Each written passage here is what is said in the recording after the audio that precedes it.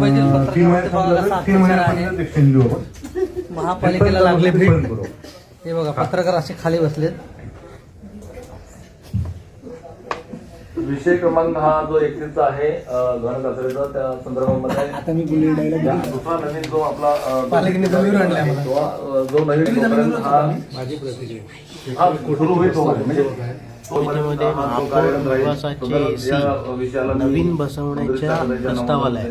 मात्र स्थायी समितीचा आज पहिला दिवस आहे ह्या वर्षाचा, ह्या आर्थिक वर्षाचा, आणि इथे पहिलीच स्थायी समिती जिथे पत्रकारांना प्रवेश दिलेला गेला आहे आणि त्यावेळेस पत्रकारांसाठी इथे खुर्च्या नाही आहेत, इथे प्रस्ताव वेळेवर मिळत नाही, अद्यापही पत्रकारांना काही गोष्टींपासून वंचित ठेवलं जाते। या सगळ्या विषयाला माझं अनुमोदन आहे।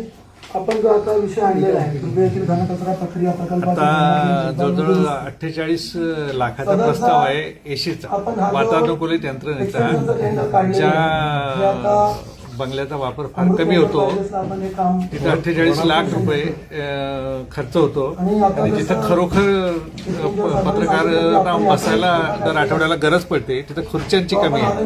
म्हणजे एका ठिकाणी लाखो रुपये खर्च होते आणि इथं एक 5-10 खुर्च्या केल्या तर त्या लाख रुपयाच्या मध्ये सगळ्यांचा प्रश्न मिटेल।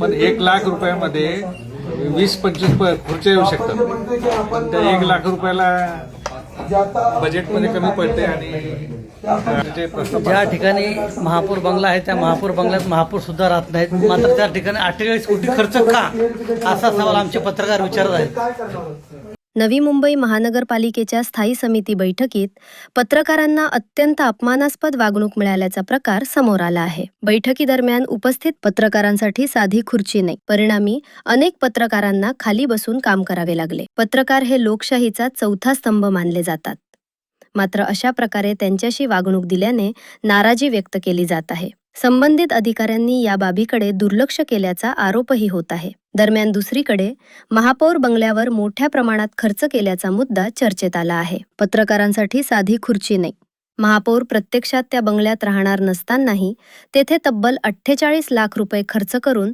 एसी बसवण्यात येत असल्याची माहिती समोर आली आहे। एका बाजूला पत्रकारांसाठी मूलभूत सुविधा नाहीत, तर दुसऱ्या बाजूला अनावश्यक खर्च होत असल्याने नागरिकांमध्ये संताप व्यक्त होत आहे।